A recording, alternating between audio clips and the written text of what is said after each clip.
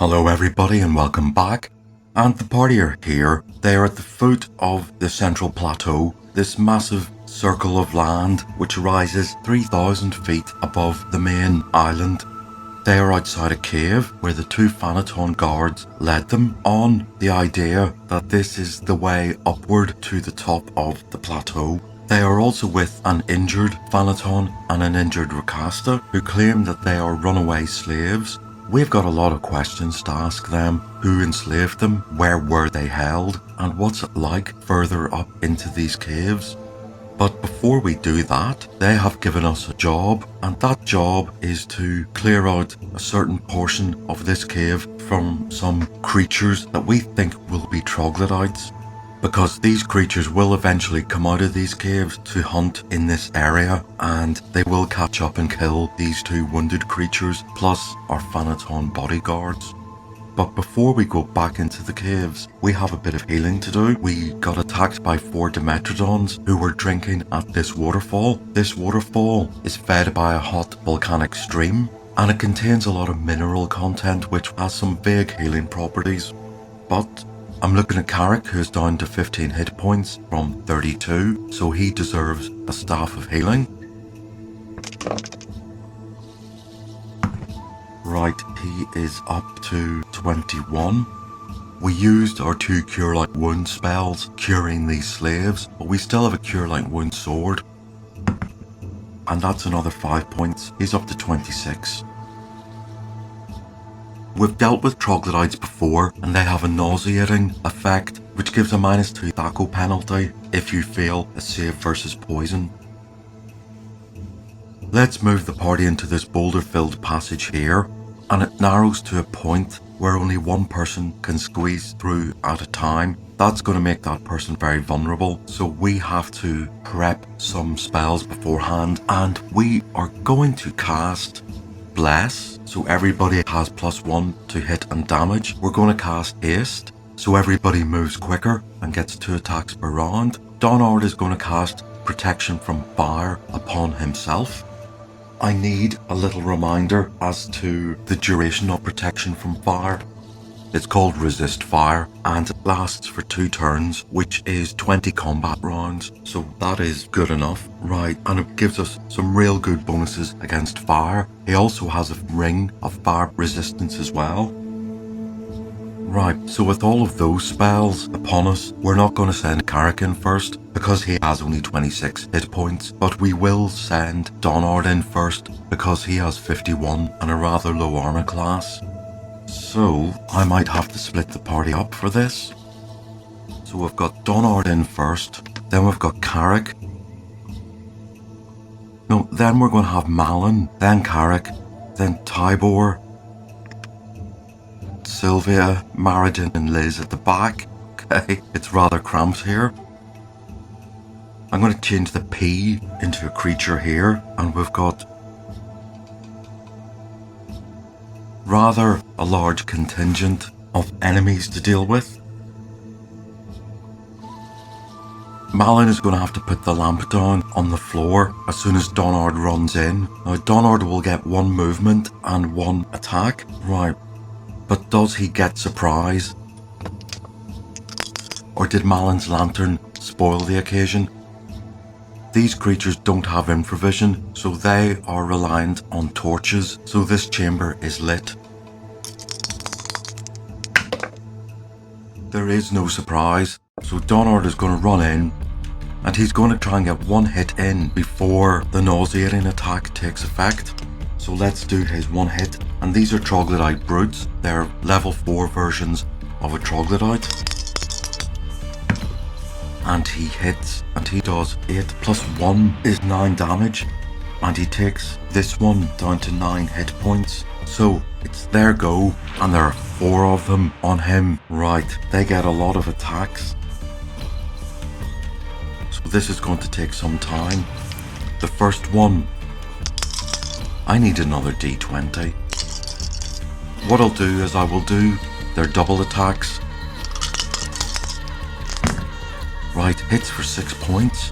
They each get 3 attacks, 2 claws and 1 bite, so I'm going to do all the 2 claws first. The second one, their THACO is 16, so they need a 17 to hit. Third one misses. The fourth one hits him for 2 points, down to 43. Then I will do 4 bites. That's 2 misses. And that's a hit for another 4 points. It's down to 39. Right, so it's round number 2. If we're hasted, we should get a bonus to our initiative. We get initiative. Right, it's time for everybody else to pile in. However, in a spell casting round, Malin is going to cast Fireball into this area, and that will take in our cleric, who has a lot of fire protection. And Malin is a 6th level mage.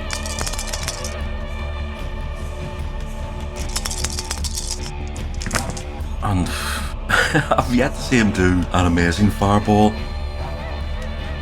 But that's 15, 16 points of damage. They get a saving throw. Their save versus spells is 16. So I shall do number 1 and 2, orange being 1. And they make it, so they take 8 points. And I'll do 3 and 4. 3 makes it, so he takes 8 points.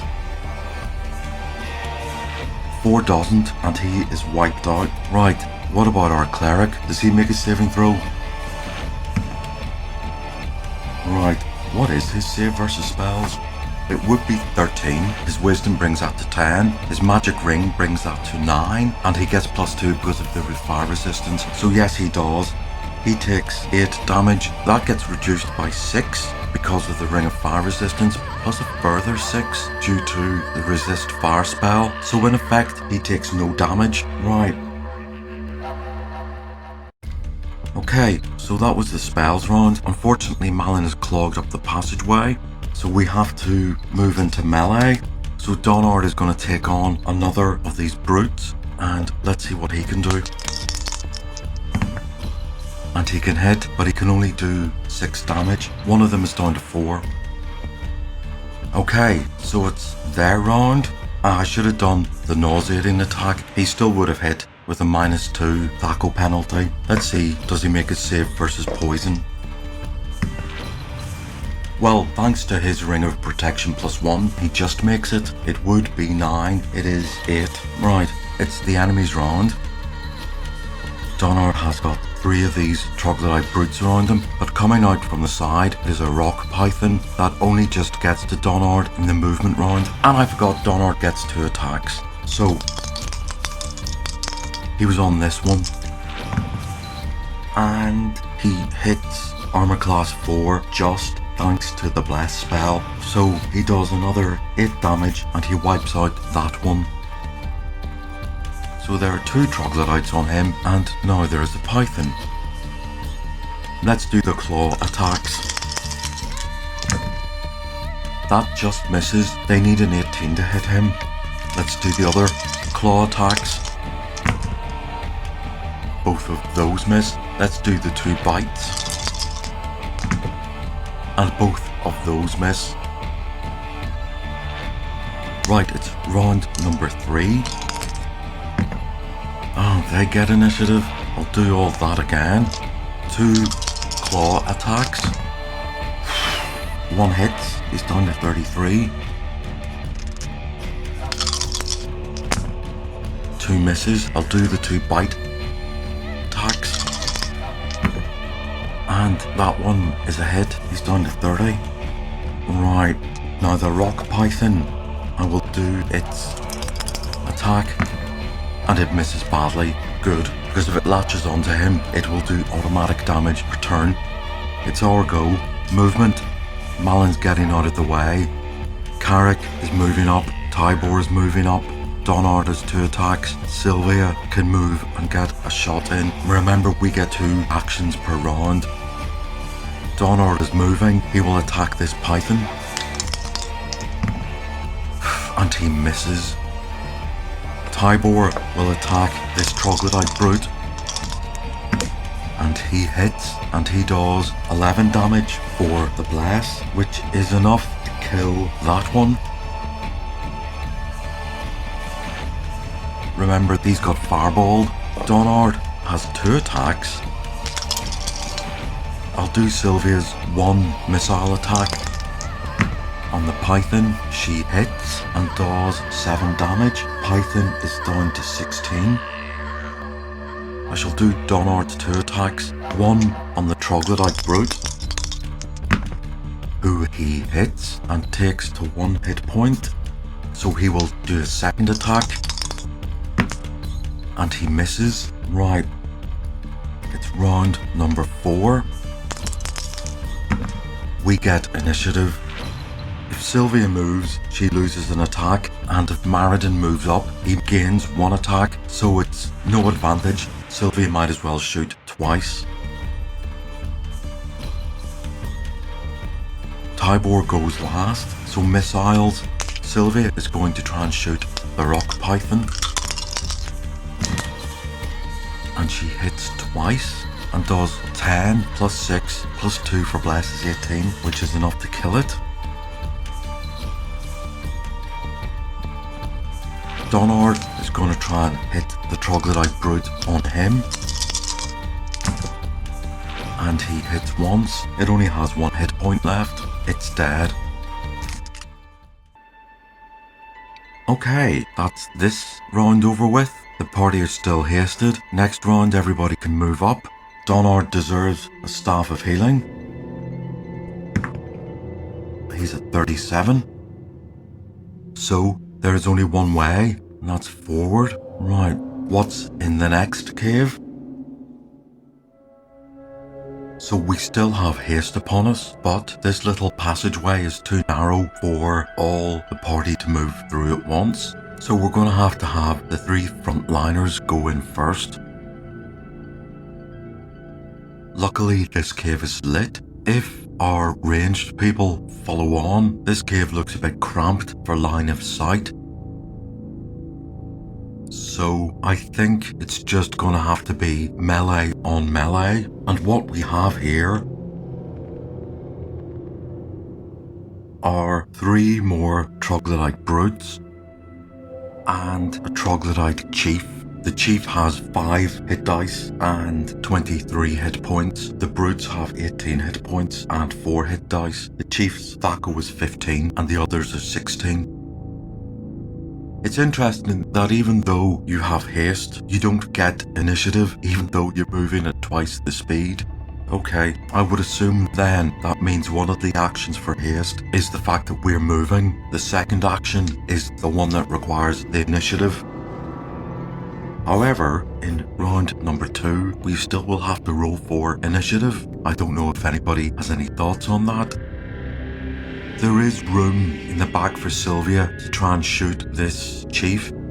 I don't know if it's clear on the drawing, but he is on a raised piece of rock.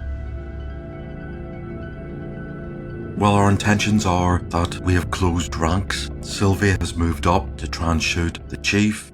I will roll for initiative. We get initiative, and in round number 1, that we only have 1 attack. So it's missiles, and that's Sylvia on the chief. Bless is still active. And she hits, and she does 6 damage. He's down to 17. Right, I'm going to have to do 3 saving throws versus poison. I'll do Carrick. He makes his saving throw. I will double check on this. Ah, no, he fails his saving throw. Right, I'm going to have to really update my character sheets here. I have these, and I have forgotten whether this is listing their natural saving throws or whether it's listed their adjusted ones. And I haven't yet decided, will I use, I think it was introduced in the companion set or the rules cyclopedia. It might have been the master set. The basic rules will give you a save versus spells based on your wisdom, but that was extended to all attribute bonuses. Carrick fails his save versus poison, so he is nauseated for a -2 THAC0 penalty. What about Donard? He easily makes it. And I will do Tybor, who fails, so here's a Thaco penalty. Right, let's get on with combat. We're hasted. This is our second action. Carrick does, despite the nausea, he still hits, and he does 11 damage. That one is down to 7. Donard, who is not nauseated, also hits, and he does 7 damage. That one is down to 9, and Tybor. Right, that's a 4 plus 1 for Bless, puts that to a 5. Yeah, he misses. It's their go. Now the Troglodyte Chief doesn't have room to get down this ramp for melee, so I shall do all 3 of the bite attacks. So the ones on Carrick. Whoa, he gets bitten for 6 points. The one on Donard misses. The one on Tybor. They have a Thaco of 16. His armor class is 3. Sorry, these are claw attacks. He gets clawed for 5. He's down to 25. No, sorry, he's down to 17. I shall do the bite attacks. Carrick doesn't get bitten. Donard doesn't get bitten. Tybor, that one chomps on his armor. Round number 2. We get initiative. Now this is where we have double attacks. So Sylvia shooting the chief. With the short range bonus and blast, that becomes an 8. That's armor class 6. That's a fail. He has armor class 3. I shall do Donard. That's another 6. He misses armor class 4. I shall do Carrick. There is a chance he might chop the one in front of him. And he does, and he kills it. So he can turn. No, he can't. He really doesn't have room to attack the one that's on Donard. Okay, so I'm back onto Tybor. And so his first attack, even with the nausea, he does 9 damage. It's down to 9. He gets a second attack. Right, that's 5. He misses. Okay. So it's their go. This one is dead. So I shall do the claw attacks on Donard. Right, they need an 18 to hit him, so he is safe. Tybor, that one hits him for another 3 points. He's down to 14. I shall do the 2 bite attacks. The orange dice is Donard, who is safe. Tybor is bitten. He's down to 12. Right, and I'm on round number 3. And it's mutual. Well, it's missiles first. Sylvia. Right, she hits with the green dice and does 9 damage. The chief is down to 8. I shall do the enemies first. Donard is safe from claws. Tybor is down to 8 hit points. I shall do the 2 bite attacks. Right, Tybor's down to 3. This is no longer funny. It's our melee go. Carrick has 2 attacks. He's up close. He's hacking at this troglodyte's ankles. And yes, he does enough to kill it. So the one on Donard is dead. Donard can move up.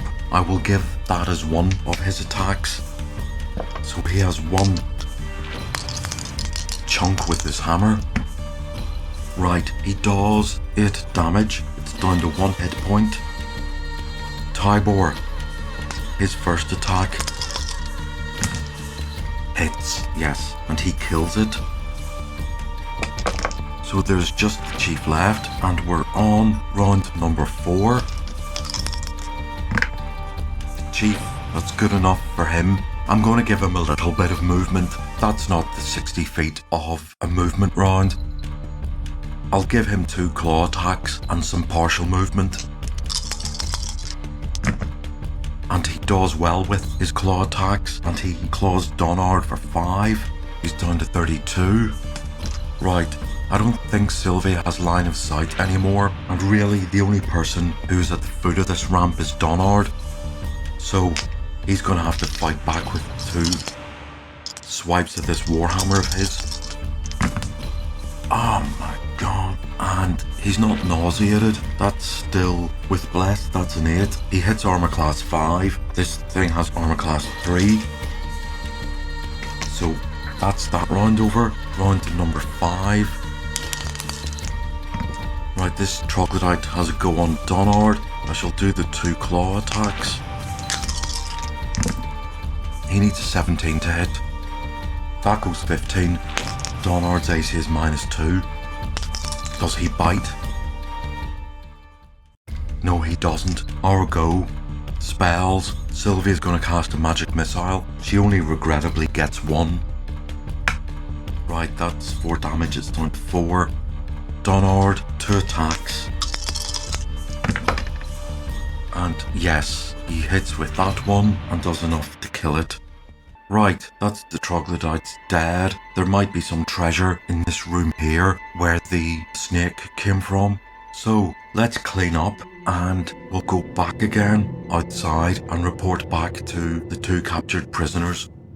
I'm going to move the party into this little chamber here where they can find a heavy wooden chest with thick iron straps hidden behind a rock. They open it up and lo and behold, it is filled with treasure. This is a small back of the envelope calculation I did using treasure type A, and there are 5,000 silver pieces, 5,000 gold pieces, and 20 items of jewellery. The items of jewellery themselves come to 20,100. The party definitely will be taking that. As a ratio of weight to value, it's incredibly good. They won't be able to take all the gold, so I think Tybor and Maridin, who, if you remember, has spent a lot of time on the Isle of Dread, but have not really been exploring or finding treasure, their eyes light up the most. So I think we'll take 2,000 gold and all the jewellery. It does contain a jewelled scepter, which is a staff about 3 feet long, and it has a huge ruby on the end of it. So, with that out of the way, the party can then exit this cave and catch up with the 2 Phantom guards and the Rakasta who are injured, and we'll find out more about their story. Right, we're outside the cave, and the injured Phantom that the party have brought out with them is in a better state to talk than the Rakasta. It's quite a long drawn out conversation as the little creature has to translate through Sylvia, and also the 2 Phantom bodyguards keep interrupting excitedly. Eventually the party get the idea that there's a long winding stair that leads through several chambers. I'm not a geologist. I do hope we have a geologist in the comments, but I'm going to say this is a massive crack or a fissure inside the rock, and it goes right up to the top. There's one huge chamber which is filled with a river of lava, and there some creatures, some subterranean monstrosities, have created a forge which they run with an army of slaves. This forge is churning out weapons and armour of metal, perhaps to create an invasion force. When asked what do these creatures look like, the Rakasta almost breaks down. They are abominations, he says, twisted, corrupted, impure versions of his own proud people. From what the party can gather, it seems somebody has tried to create a new breed by crossbreeding orcs with the Rakasta, and these abominations, they're strong and agile like the cats, but without the pride or the morals. Their skin is a muddy green colour with some fur, and their features are a squashed hybrid of orc and cat, which means they sort of have ended up like a vampire bat, and they walk upright. Who created these abominations? The party guess it's the Kopru, the very ones who are the source of all these troubles. and they can conjecture that they are creating an army to support their mind control plans for Karamekios and beyond. The Phaneton and the Rakasta are more concerned that we free their enslaved kinfolk, and they do tell us that others are trapped there as well, including some humans. So we have a mission, and tomorrow morning we will say goodbye to our Phaneton bodyguards and these 2 injured slaves, and we will make our way up inside this plateau, what is called the Winding Stair. Donard woke up gasping with his heart pumping in his chest. He put his head in his hands. He had had the final dream that he'd been dreading. He was on board the pirate ship with the rest of the crew, still desperate for their acceptance. This crew had found in him a stooge who would do anything they said, and tonight would prove it. The stars were up and the moon was high. The air was warm and a summer breeze blew off the small island where the ship had berthed. They had all gone into the small fishing village to get drunk. On their way back, they found a young man, himself half drunk, leaning against a tree. Now Donard was facing that young drunk man on the edge of the plank that hung over the side of the ship. Beneath them were several fathoms of dark ocean. Donard had a cutlass to the man's throat and was jabbing him backward. The young man, no longer drunk, looked into Donard's eyes and pleaded no. And in those eyes, Donard suddenly saw all the possibilities of who that young man could have been. Perhaps he lived with his parents, who were in bed, expecting to see him next morning. Perhaps he had a wife, angry that he'd been out so late. Perhaps he just had a dog for a friend, lying on a mat, waiting at the cottage door. And with that realization, Donard panicked, but it was too late. The young man slipped off the edge of the plank and disappeared for good into the sea. By the time his body would wash up on the shore, the pirates would be long gone. At least his parents, or his wife, or his dog would finally get an answer as to why he never came back. Donard ran to the back of the ship and puked up over the edge. His new friends cheered. He'd been accepted. 2 days later, the ship berthed at another coastal village. This one was set around a conical hill. On top of the hill was a tiny church. As the clouds hurried past the full moon, the church brightened and darkened like a beacon. Again, the crew went ashore to a tavern to get drunk. Donard went with them. He had formed a plan. The first part of the plan was to not drink. He would spill his drink down his chest. He would clash his tankards too hard and send his booze flying. Whilst the pirates were getting drunk, he stayed sober. He went out of the back of the tavern to excuse himself. A couple of his fellow brigands were there, taking a leak up against a tree. Donard, accidentally on purpose, fell behind a bush. He heard a cheer. From there, he scrambled through the undergrowth until he could stand upright. Here, a stony dirt track led up the hill to the little church. Always trying to stay in the shadows, Donard ran up it. When he got to its door, he banged and thumped on it. A priest and a young curate, with weapons in hand, finally opened it. This was no hour to get holy people out of bed, they said. He begged to be let in. Without waiting for permission, he pushed past them and fell on the stone floor. The door behind him closed, and it would remain closed for good. He sat there keeping watch, staring at the fire. He remembered being sent to Threshold, where the patriarch was more able to help him. He remembered a drunken oaf showing up one day with a ridiculous, naive boy in tow. The boy had a superficial, vain sister who later tagged along. He didn't care for these people, but they did offer a chance of atonement if he helped them. He remembered his mentor asking him how many dead goblins and orcs would it take for him to feel satisfied. The answer was innumerable. He remembered leaving the keep on the western borderland, being rude to the mageling at the graveside of the big oaf.